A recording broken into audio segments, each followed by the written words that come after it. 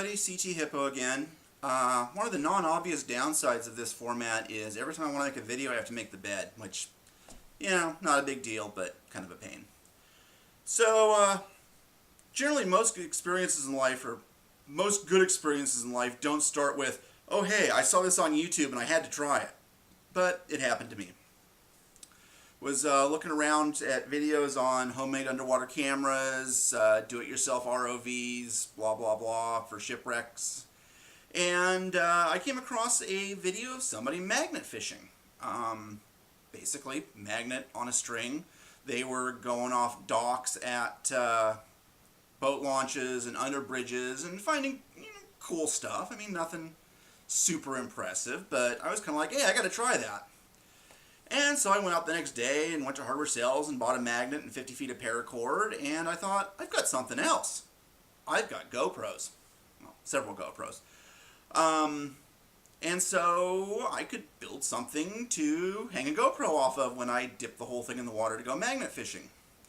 And put together my first rig, and it looked like this. This isn't actually the first magnet I had, but I'll come to that story later.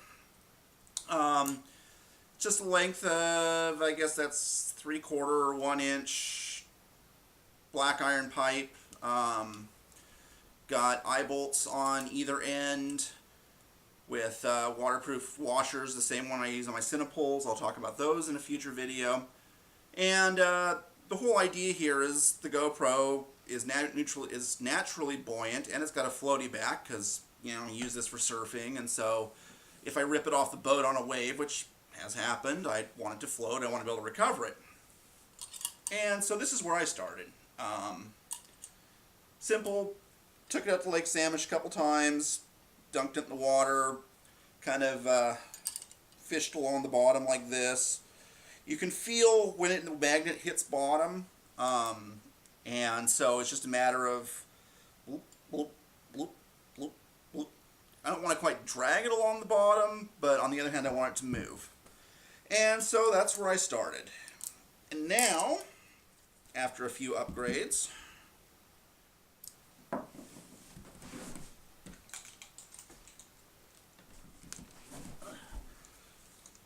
this is the rig I'm using today. So,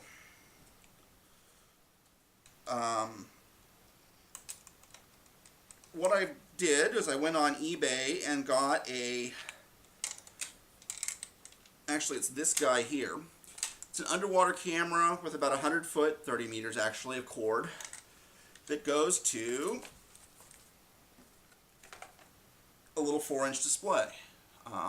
The idea here is that with the original rig, I could only see what was on the bottom after I got home and uploaded the videos, and that was suboptimal.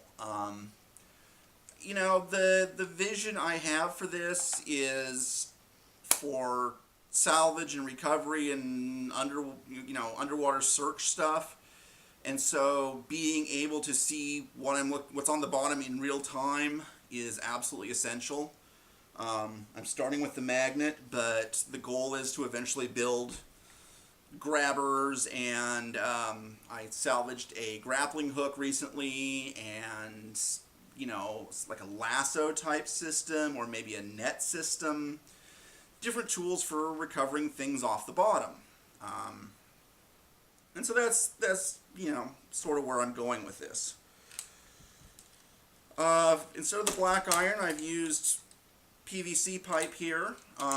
Went ahead and put a GoPro on there. That was kind of an experiment for today. I wasn't real happy with the video that I got from the underwater cam, and so I wanted to run it at the same time as the GoPro and compare the results. Turns out the underwater cam doesn't do half bad. I would say that it is not quite as clear as the GoPro, which isn't terribly surprising. But I guess where the difference is the underwater cam has a narrower field of view. And so while the GoPro also works best if it's only a couple feet off the bottom, that couple feet off the bottom is going to see a much wider expanse of the bottom, whereas the underwater cam with its narrower field of view is going to see less. I have looked into using the GoPro in a real-time format. It's possible, but it takes a bunch of hardware I don't have, and this is very much in development at this point. Also added a light here, little homemade bracket. The whole thing's held together with hose clamps. It works. Better things are under development, but tried it out a couple times. First time today with the GoPro, again, just to compare the video. It's about comparable. I zip tied the that's going over. Zip tied the cord from the underwater camera to some about 3/16 synthetic rope as a strain relief, and that's probably the weak point in the whole system. With the magnet on here, it's could be under conceivably a fairly heavy load, and I don't want that going through this weak little cable because that'll snap right off instantly. Likewise, I don't want it going through any of the mounting. So in this system, the force is transmitted through the pipe. There's washers top and bottom, and so the force is transmitted through the pipe. I also designed it with this little string here, and that was intentionally put in as a weak link, so that if the magnet grabs onto something too heavy or it gets hung up on something, if something's going to break, it's going to be this string, and I get the expensive stuff back and lose the magnet. Lessons learned so far. One is that I can't see anything in this little screen in daylight. I had it out today. It was our first really sunny day in Bellingham. I basically couldn't see anything. Partially that's a function of the screen, and partially that's a function of I've got transitions lenses on my glasses, and so they get dark in the sunshine, and between the two I could just barely see the end of the cable swinging. I couldn't see the thing on the bottom at all. When I got home and reviewed the video, there was a lot of stuff down there that I didn't see because I couldn't see it. This is a electrical cable reel restore item.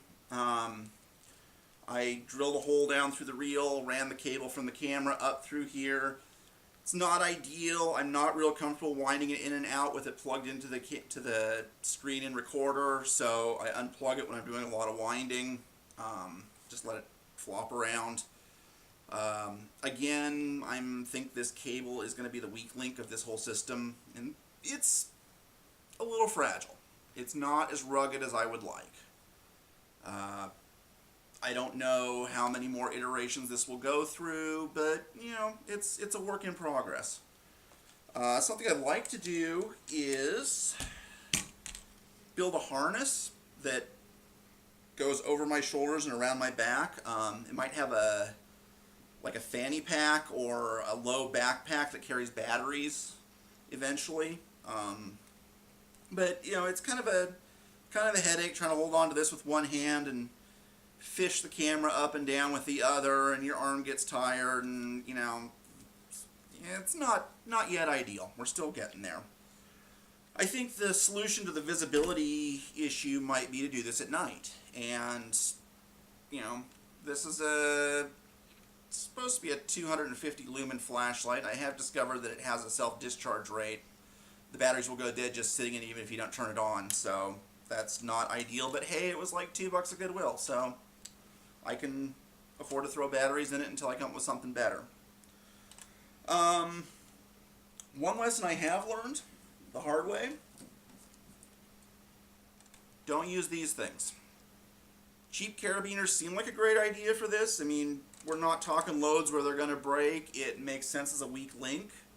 You know, this would break first before any of your other ropes or whatever, and so if you attach the magnet that way, the carabiner would break and you'd get your camera back. The problem is, and I don't know how this happened, but it happened twice, and I lost gear twice, is the line actually managed to find a way to sneak through the carabiner and come out. The first time it did it at the upper joint here, and I lost the whole rig. I was able to put a coat hanger, strangely enough, on the end of my line. This is before I had the underwater camera. Was able to put a coat hanger on the end of my line and fish the whole rig back up. And I was like, okay, you know, that's just a 1 in a million thing. That will never happen again. And about 10 minutes later, it happened again. That second time it did it on the lower end. I actually had the whole thing out of the water, was, you know, pulling it back up. Magnet just dropped right off and went south. Never saw it again. Twice since that happened, I've gone back to that spot to try to recover the magnet because it was $15. No luck. Just kind of a write-off. So what I'm using now are these screw links for anything that's remotely important. They're cheap, they're stainless, they work. You know, do carabiners have their place? Yeah, probably, but for whatever reason, this isn't it. So as far as future development with this thing, what I'm working on right now is to put all of this stuff inside a metal pipe. Because sooner or later, this is going to get hung up on something, and I'm not going to be able to get it back, and you know, it's just asking for trouble having all these protuberances hanging out here. It's really a suboptimal system. Plus, the force, like I said, is transmitted through this plastic pipe. That probably won't ever be a problem, but you've got potential for, you know, these are PVC glued joints. Got the potential for those to fail, lose the rig. It's what we're trying to avoid.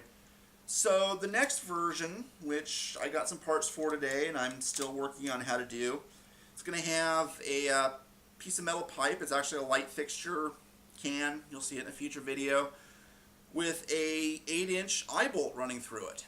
And the eye bolt will carry the load. The can is just going to be an external shroud. The cameras and lights are all going to bolt onto the outside of the eye bolt and be in the can, so there's hopefully nothing to get hung up on. The load will be transmitted through the eye bolt, and hopefully that will solve the problem. One thing that I guess is sort of an overarching question that I wanted to talk about is, where am I going with all this? What's the overall goal? And the answer to that is a functional ROV, an underwater robot, underwater drone for lack of a better term. You can buy them. They start at like $4,000-$5,000. Um, there's an open ROV project, open source ROV project that I need to look into. The eventual goal is to be able to have a side scan sonar, which are now available on the market for about $1,000, for searching for shipwrecks, and a fully functional ROV to explore them with.